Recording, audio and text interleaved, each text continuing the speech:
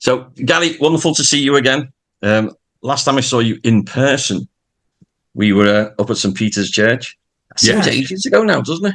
doesn't it? Yeah, it seems like it was a long time ago, but it was only February Yeah, of this year. yeah. Crackers. But that was the first of the events, wasn't it, that you and Rob were doing? Yeah, there was the kickoff. Yeah, and there was a lot of fun. Met a lot of nice people and loved it. I think we're going to be doing it again. Oh, superb. Yeah, Yeah, because that was great. I mean, I love that with you telling the Ringo stories and then with Rob explaining, on the drums, demonstrating it there. It was yeah, it was a fascinating event. So if people missed it, yeah. I'm sure next time around. You know what's nice about that, Dave, is as we went through the process of that 1 week of talks, we kept honing it. But what's good is there's this good chemistry with me and Rob Bryan, who's a fantastic drummer, Grammy Award winning, and he's got a wonderful personality. So we, just like us, we just work off each other very well. Yeah. Instead of just having someone up there talking and where it turns into a drone and it's like, oh, when's this going to end? You have two of us, me talking, doing a PowerPoint presentation. You have Rob behind a kit and demonstrating the history of Ringo's playing and how it went through. And it's just very entertaining, very knowledgeable. It's historic information, and it's fun. Oh, it was definitely fun. I mean, I could have listened to it for another hour. It was great. I learned so much.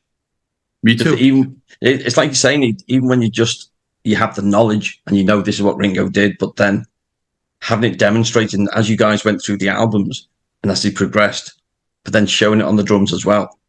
Yeah. No, it was really good fun. Really good fun. So how many did you do in the end? How many events? I think we did a total of 7. Wow. That was a busy week. Yeah, it was. It was a busy week, a lot of fun. And I think we're going to be doing at least one more after International Beatleweek. But that's being worked on right now as we speak. So, very good. Yeah. Yeah. Well, tell us about that, because you're coming over for Beatleweek, and for some reason, the organisers have got you and I sharing a stage. That's So anything could happen. What I'm envisioning is if we're both up there at the same time talking, the people watching, they're going to think I thought I was here to learn about the Beatles and specifics, but it just seems like it's a comedy show and these guys are insulting each other. So go figure. Go figure that out. No, we always have fun, don't we? Yeah, we do. No, but it's going to be good because we're, the Cabinet taking over Lipper. So we're going into John's old art college and Paul and George's high school. So I'll be doing my talky bits and telling what the lads were like at school when they occasionally attended, and even occasionally actually listened in lessons. Not very often, though, I don't think. But it's one of those great coincidences of John and Paul meeting in July 57. 2 months later, John starts the art college, and Paul and George are already at high school next door. Yeah. I mean, what are the odds of that happening? Yeah, it's just another added to the long list of coincidentals that are just meant to be, I guess, right? Yeah. But it's quite an honor to do talks there. I mean, for me, it's something I never thought of, but now that it's presented itself, it's just big wow, So yeah, I mean, I've been in before. We interviewed 2 or 3 people for the Looking for Lennon documentary. So of going in there, and you think, this is the hallway of the Institute School, and I think where we're doing our talks in the lecture theatre, we interviewed somebody in there as well, and it feels historic. It feels old, and you think, no. What an important place. Yeah. And it's an honor. So we're doing that on the Friday afternoon, aren't we? Yeah, August 23rd, right? Should be fun. So what else are you going to be up to that weekend for Beatleweek? I'm not sure about the order of things, but I know that we have our talks there. I know that I'll be interviewed by Spencer Lee, at some point, and then That'll be on the Sunday at the convention. Yeah, and I think I'm doing something separate as well, and I'll also have a booth there promoting Ringo's new book, Beats and Threads. So tell us about the book, because obviously I saw it for the first time in February. I have my treasured copy, and it is genuinely fascinating. It's a lovely book, but just tell everybody about the book. Okay, so the title makes sense. It's a book that goes into interesting details about the drums Ringo used from childhood up until the end of his Beatle career, and tied in with that is Ringo's fashion. Many of the clothes that he wore during his career as a Beatle. So it's everything from Beatles boots to suits, and a lot of information on the designers, some backstories that haven't been told. And it is just a perfect match with a lot of, I guess, close to 300 high-def, crystal clear photos that just, people just love to just go over. Yeah. Now, of course, Ringo for years has refused to do a biography, and he's been telling his story through songs. Yeah. So what was it like when he agreed to sit down with you and basically do a good part of his biography as a drummer, as a Beatle? Yeah. Well, actually, the interesting thing was I was asked. It wasn't me asking him. So that right there was just an honor, and it says a lot to me about what he thinks of me Absolutely. As a person and what I bring to the table as far as my research and things. So the one question that I would have for you, so I don't lose it, would be, you got to do some homework. How many books are out there where a Beatle has done it in conjunction or in collaboration with another person? Not many. Paul did one with Barry Miles. Right. Which was many years from now, which is a long time ago. Yeah. Yeah. So to be in that realm for me, it's just such, I can't, there's not a word to describe it, but to have Ringo say, hey, you know what, open door, whatever questions you have, I'm here. You already have access to my kits and things, so as far as, when I would say, well, what should I put in it? It's like, whatever you want. So yeah, he was free. There was no restrictions on anything. And spending time with him, he's always been very good with me, where he'll give honest answers. It won't be like the traditional, oh God, he says it all the time, but he really wanted to, in my opinion, get things right for history on that aspect. So, so it's a good book. It's quality times 10, and I'm honored to be part of it. Yeah. So obviously you knew all about his kits because you've been curating all that with him for quite a time now.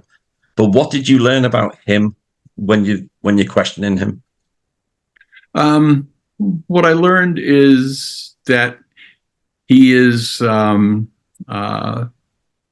honest in knowing that, as we know, there was just so much going on. It's like, how could I possibly remember, but the memories he does have, and some of the things I was able to unearth, it was just enlightening to see how, for a guy that's going to be 84 years old, how sharp he is. Yeah. And how classy. I mean, certain things just come out in there where it's like, wow, he's so well spoken. He's so funny. He's so genuine. And my takeaway is how blessed he is as a person. What a life to live. He's in good health. And he's very, very sharp. He still has a lot of agility playing. And when you're with him, part of the process now over the years is to watch him play you can get it firsthand to say this guy has that it factor. It's like in spades, so it's like, okay, I get it, and he's just Ringo. So it's just cool. I can't say enough. I could babble on for hours like I am right now, but yeah. So as a drummer, how would you describe Ringo as a drummer? So now that you've seen him up close, yeah, you've been able to watch him. What is it about him that makes him stand out? From what I saw and was extremely confident, and just he plays with authority, and he's unorthodox. Especially when you look at his history, just the things he's done. And come up with that are just hard to duplicate. Some of it's because he's left-handed. We also discussed, and I found out that he's ambidextrous, and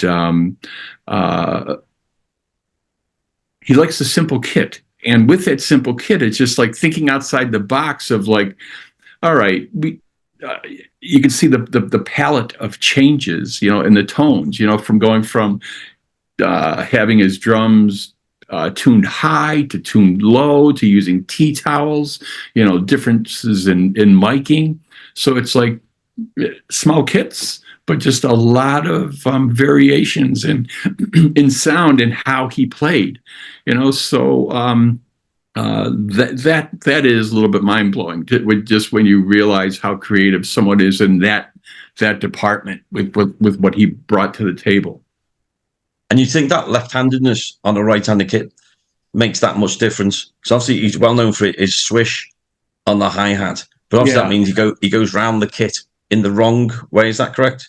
Yeah, it's more natural for him to if he's playing on the snare to go counterclockwise, to go to the floor tom and then come up. But he can go clockwise too. But one little thing that I learned is when he goes counterclockwise, at some point. He started tuning his drums different. Like he would take his floor tom, which would be like the deepest tone, and he would have it like hollowed out. Like, you'd still have that hollow floor tom sound, but it would be a higher pitch. And then he would take his tom and he would have that very low. He'd really loosen the head, so you'd have more of a boom, more of a thud. So if you listen to a fill like with a little help with a little help from my friends, it starts out actually on the floor tom where it sounds high and it's boom, boom, boom, boom, boom. Yeah. And when you hear it, it's like, oh yeah, I get it, and it does sound like the floor tom. But that's what he did. So he tuned it, so that he could go deep, counterclockwise. And it's just like, who does that? No, exactly. And I suppose it's one of those things. I've told somebody the other day. We talked about the fact that John, Paul, and George couldn't read or write music, and I always use that as my excuse for never learning. It's good enough for them. It's good enough for me. I'm not going to learn. Same. Yeah, it's great. It's a great excuse, isn't it? But the way I look at it is, they would break the rules because they didn't know what the rules were.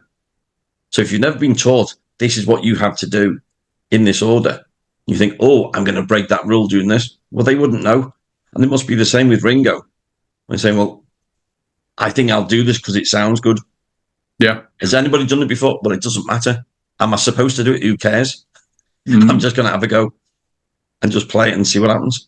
Yeah, and I think Paul was a big driver of that too. I without going into specifics, I think he came up with a lot of ideas for Ringo to try, and then Ringo just made it his own. But yeah, and in the book, we also, and when I was interviewing Ringo, we also talked about that the theory of putting 10,000 hours in on something to become like a master. And, so we talked about, how they played, at the Cavern and how, they couldn't get enough. And, it's interesting. Did you find a lot of times when you see professional musicians, and I'll, as an example, Ringo would be one, but let's use Greg Bissonette. He's like, he can walk into a room, and if he sees anything, like bongos or drums, he's going to migrate over there and he'll start playing it. It's just like, I got to do it. And I think that's what it was like for all of them. They just loved playing. They just kept absorbing. They couldn't get enough. And they just, Ringo would say, yeah, we'd be playing it, at the Star Club. And he says, and boy, you'd have other bands saying, oh, we need a break. We're tired, and Ringo would say, get off the stage, get up, we'll go up there, but that we can do that. Yeah.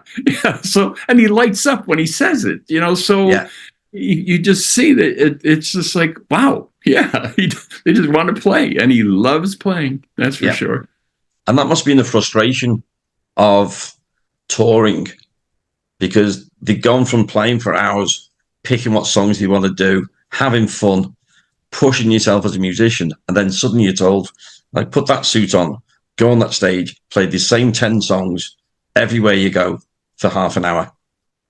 Yeah, and it's so regulated. And at that time, when you think about it, sharing rooms, and all that comes with it. It's not like it is today, where Ringo just has his private jet. As soon as he's done, they're off. Everything's already packed. As far as their personals, and they're gone before people are even outside of the theater. Yeah. So so it's a totally different life now. What's then? But they, that's what they did. That's how they made it. Yeah. So what particularly did you learn, maybe about him personally, not just as a drummer, but from talking to him, maybe that you hadn't known before? Yeah, I guess, it's that old saying of, hey, do you really want to meet, your idol? You could be disappointed. And the little backstory, I just know for me over all these years now, I was always respectful, would never, do like, hey, this is my moment. I'd never know when I'll get another one, but I just always took the little pieces. And every time something would happen where, say we were in a room and he walks by me, puts his hand on my shoulder, something just to squeeze between chairs, I would just look and say hi, and he'd say hi. And I would think, is that it? Is this going to be the last time I saw him? That's my moment? Hi. And, but to have it go from simple things like that to like, hey, why don't you come over to the house, and now it's at a point where if you ask me, how many times have you been there? I say, I don't know. It's been that many. And, but everything just turned naturally, like it was a natural progression. So I never, ever had the moment of, all right, I got to tell you, I'm your biggest fan. I mean, there was never any of that. So it just kind of evolved. But I know whenever I'm with him, the way he treats me, it's we grew up with these guys. And so I feel like I'm with a very close relative, like an uncle or something. And I'm always very, very respectful and things. And on my end, what I get is honesty. I get his humor and just the little things that he does. Like as an example that tells you he cares. I fluctuate in weight a little, it's not like I'm big and then get skinny or whatever, but there was one time in particular, I'd be talking to him and he always makes direct eye contact. And then as we're talking, he would just, keep looking at me, but he would take his index finger and just poke it into my stomach, so it's like, okay, I get it, and one time he liked the shirt I was wearing and he just walks over and then just pulls my collar back to read the label, and it's like, so, so to me, that's just like, wow, and with him being at home, at his home, that's when all the guards come down. And you're not with Ringo, you're with Richie Starkey.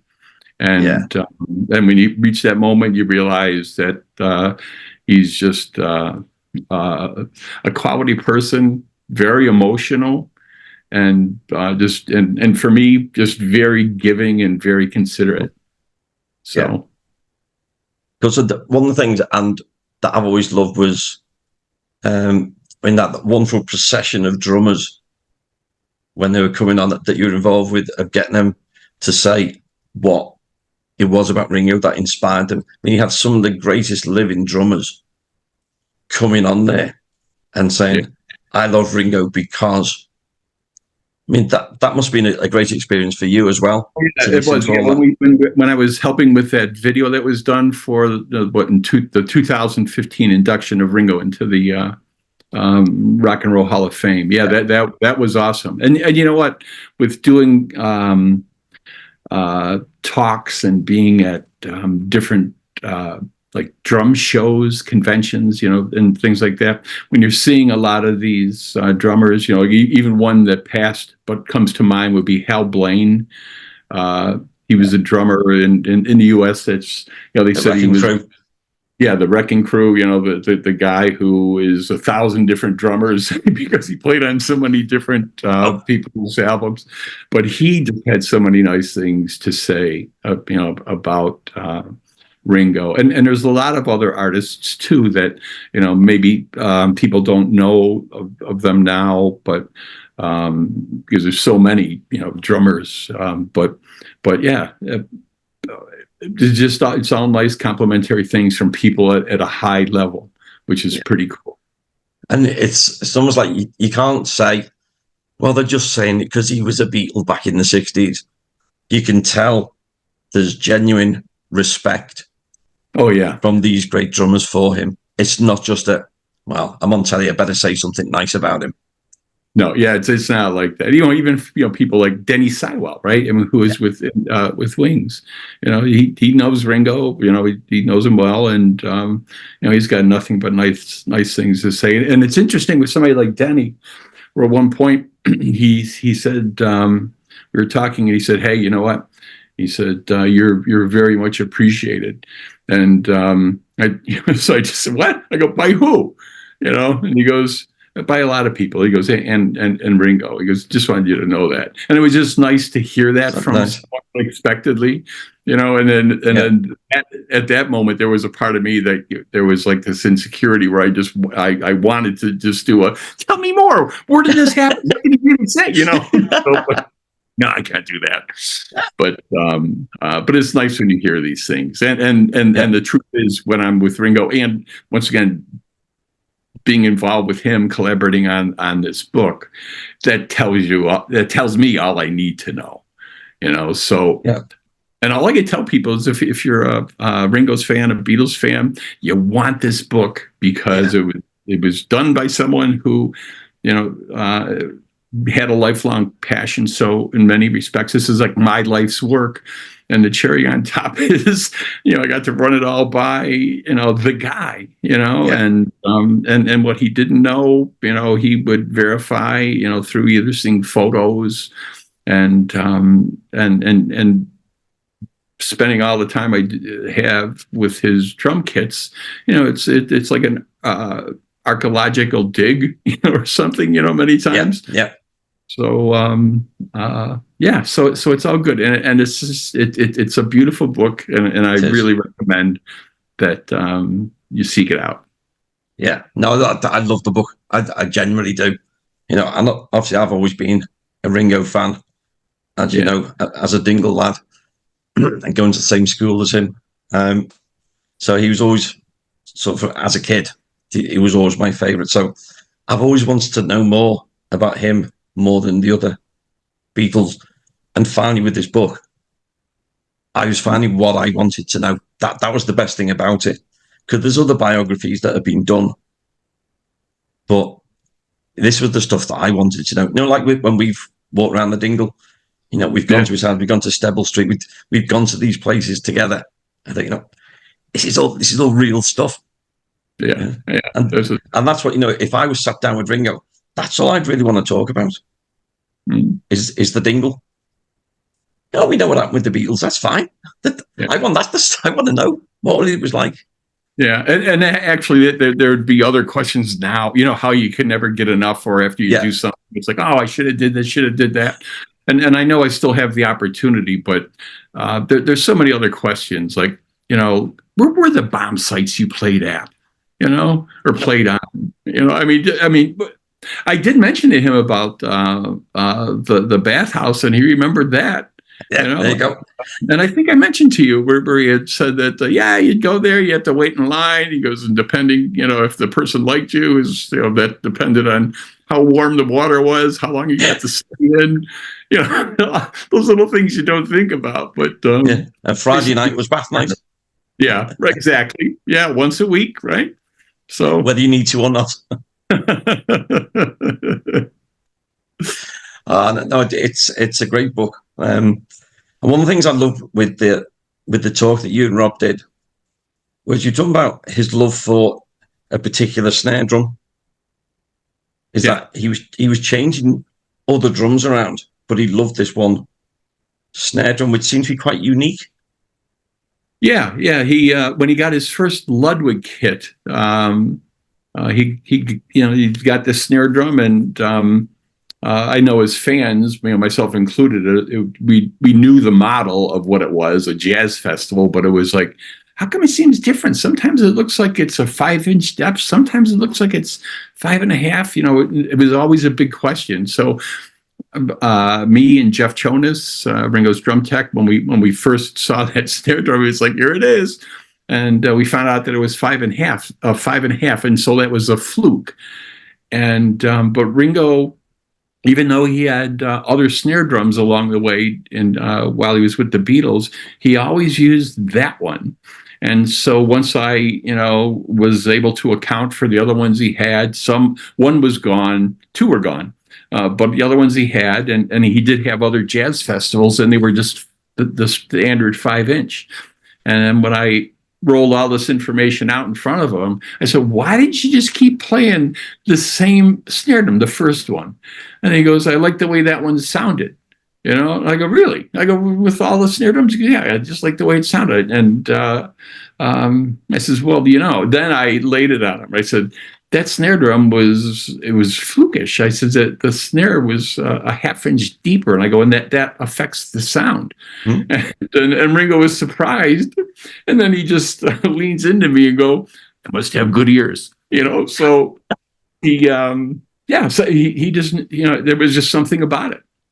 So to hear him play it now, when we were doing things for this book, you can still hear that certain something in it, and I heard it for sure. And on the audio recordings that I got of the interviews with him when he's playing it, it's just like, I can't describe what it is, but there's this certain sound that's there, and it just takes you to the albums immediately. Yeah. So, pretty cool. Yeah, pretty cool. Now, what about the threads then? So, the Beatles, we know at least once a year, they were changing image constantly. Yeah. Got new clothes, all that kind of stuff.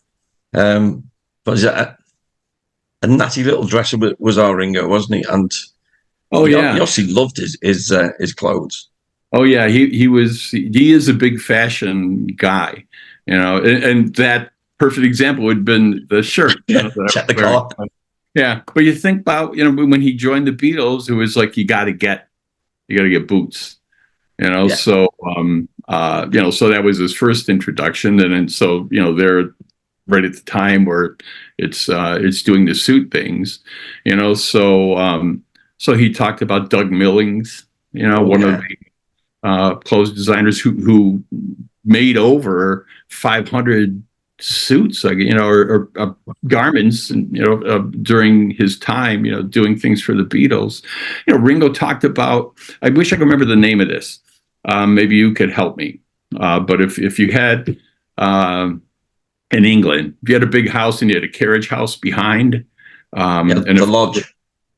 Okay, so he had a different word, but he said that in London they had rented a facility, where he goes, we stored our amps, all our clothes and things in there, and apparently with some of their suits, like the collarless, they had more than just one set.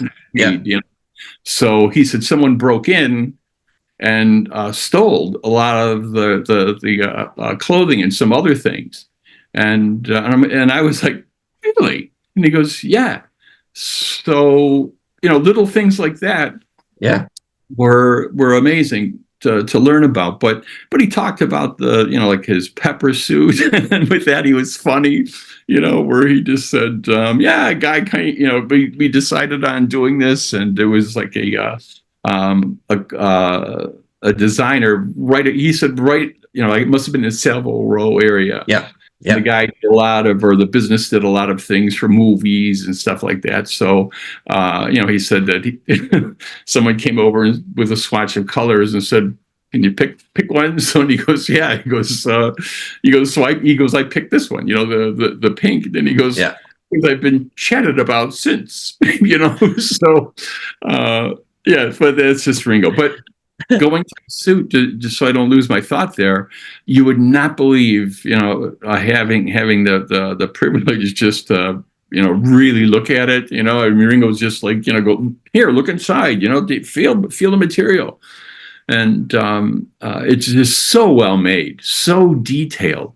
And to see Ringo take these garments, from that time period, and try them on and see that they all still fit.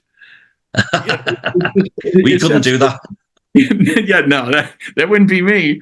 But everything fits, and they just look awesome on him. And he has pretty much everything, and it's just he just lights up, just like with the drums. He's just on the feel of materials and the quality and how things are made.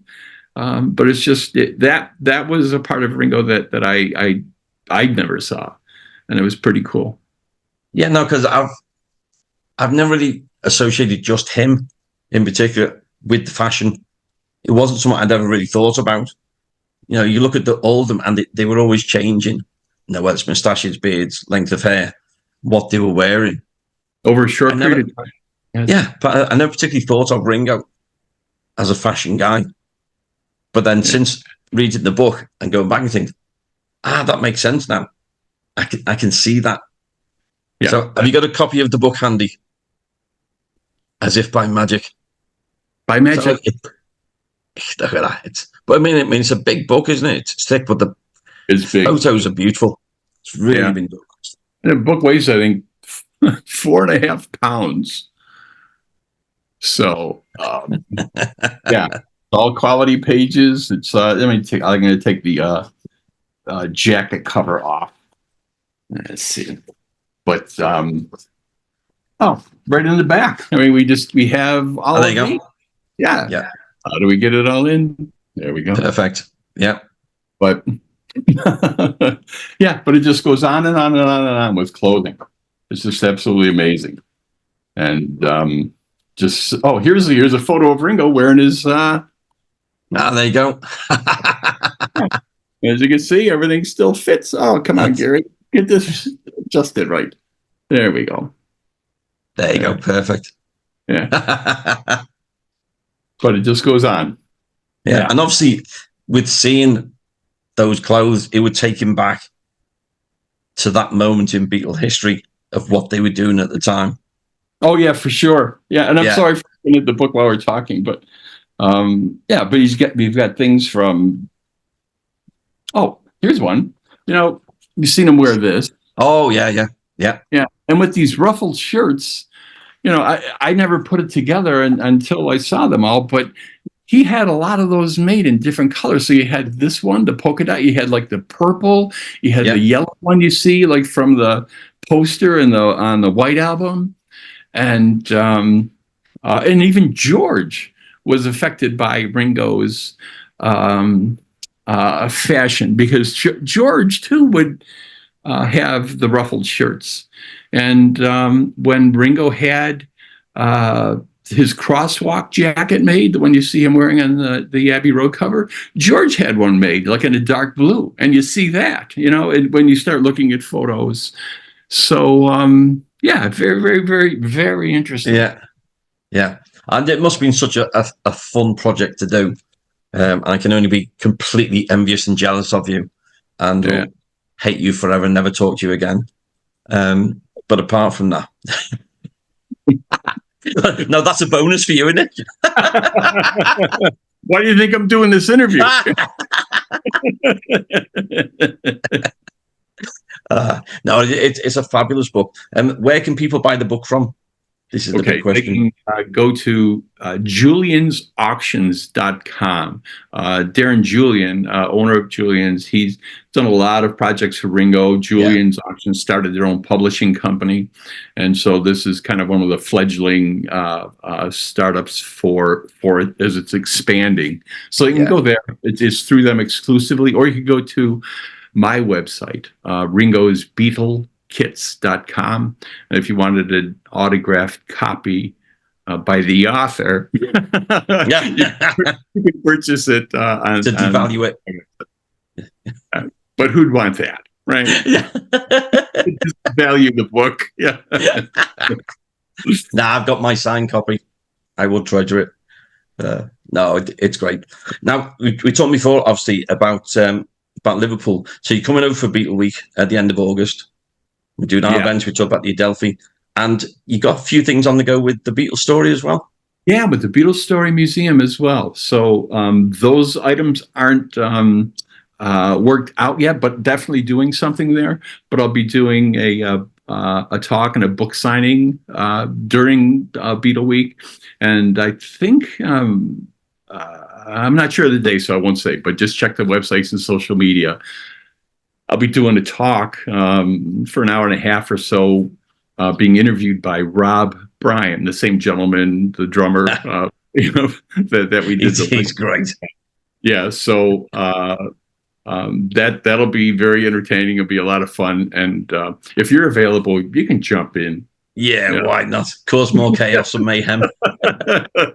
So it's just going to be a lot of fun. And I just look forward to meeting people and sharing my stories and providing any information people might want to know about our favorite drummer. Yeah, and of course, coming up very soon, Ringo's birthday. Yes. So we're going to be doing another happy birthday to Ringo. Yeah, and that's going to be July 7th at noon over at the Beatles Story Museum. Bev Carroll is a person that I work with, and she's setting this up with the museum. So encouragement for everyone to come out for that. For anyone here in the New York area, Buffalo, New York area, we're going to be doing the same thing around Ringo's Peace and Love statue at Damon University. So at noon on the 7th. So you're welcome to come out and join us. Oh, that'd be fun. I might have to start swimming now to make it in time. Now would be a good time. Yeah. But it's one of those lovely things about Ringo as well. And I know he gets teased for it because everywhere it's peace and love and peace and love. But if you're going to go around with access to a mass audience of people, what better thing can you be doing? Going around the world and trying to just share peace and love. Yeah, that's great. And just so for those that are watching that don't know, Ringo was asked, hey, what can we do for you for your birthday? And he had said, you know what? If you want to do something for my birthday at noon on my birthday, wherever you are in the world, just take that moment to wish people peace and love. And if it's not appropriate, he said, think about it, pray for it. But, his thought is, it's not naive. It's, you know what? If people are positive and those little sparks go out, and the more people that do it around the world, it has to lead to something good. And it's a simple message, and it's a good message, and I'm in. So yeah, no, absolutely. We had great fun down at the Beatles statues in Liverpool last year, doing that, wishing him happy birthday. And it's almost similar to when John was doing the beddings with Yoko, and people were saying, "Well, you're making a fool of yourself." I don't care, because even if I have to make a fool of myself to spread a message of peace, I will do that gladly. Because what And better thing ironic, can you be doing? yeah, and that's something that the Beatles were all about. That was one of their messages, a very strong message. So to Yeah, carry that on and is a good thing to do. yeah. So And it's a wonderful thing about we've been to so many different Beatle events and stuff that we do wherever, America, over here, etc. There's something so unique of a group who made albums for 7 years, broke up in 1970, and yet when fans get together, it does not matter the color of your skin, what you believe, what country you come from, any of that. It's irrelevant. There's this unity in this family that somehow wants to spread this peace and love message, which is phenomenal, isn't it? And you know what else? In addition to the different types of people that you mentioned, that it goes to others too. It doesn't matter if you're a plumber, if you're a lawyer, if you're a judge, a pipe fitter. It's just they've affected so many people in so many levels, and they've changed so many people in so many levels that it's almost like it's a common denominator, and it's a slam dunk. It's an easy thing to do. Yeah, and I mean, I see that with we're doing the Beatles tours over here, and we do get people from every background you can think of, and that is all completely irrelevant. Whatever job they do matters nothing. Yeah. They're there with the Beatles T-shirt on, and we're going around listening to Beatles music, talking the history, and having a laugh. Mm-hmm. And it's a great leveler of, it is that thing of equality almost. Yeah. There's no hierarchy there. We're just all the same. Exactly. Yeah. And you know what else is interesting too? You're just making me think that in all my times now coming to Liverpool, I always have the moment where like you just can't help it, but it's just like doesn't matter if you go into a drugstore, a restaurant, walking the streets. It's Beatles everywhere. There's something, and whether it's a picture on a wall in a pub or some little trinkets, like in a pharmacy, and the buses, right? Mystery tour is just like, wow, that they are driving the Liverpool economy. I mean, it's huge, and as a gift to Liverpool, as a give back.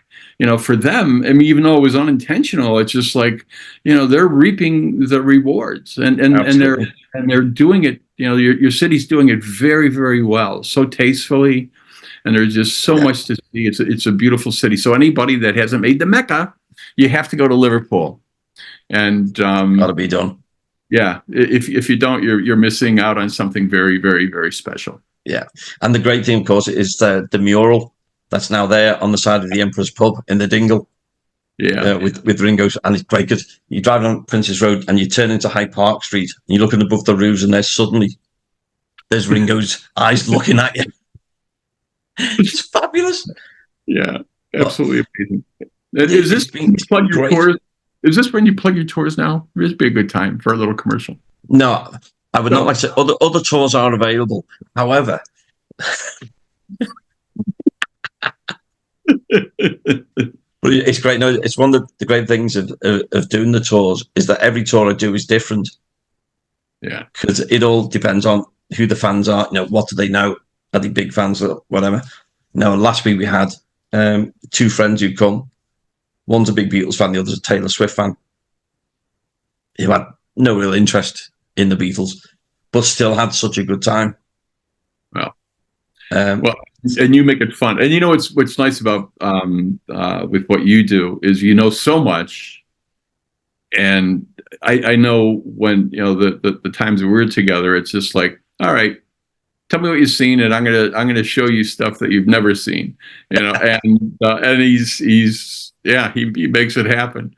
But the knowledge that this guy Dave Bedford has is unbelievable. The research, the dedication, and the way he is with people. He is. He's. I consider him a very good friend. obviously I'm going to charge him for this commercial. Oh, but I'm just trying. I'm adding it up now by the second. I can't afford you. But yeah, he's just a treat and a mine of information. We have fun, don't we? Yeah. It's always great when we get together, and I'm looking forward to seeing you in August. Same. And we'll see who kicks who off the stage first. Got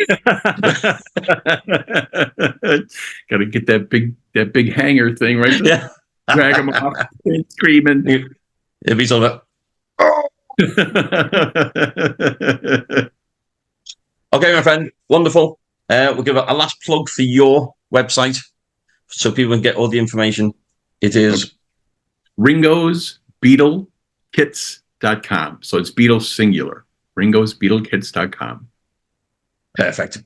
See you in August, my friend. Okay. Thank you, Dave. Peace and love.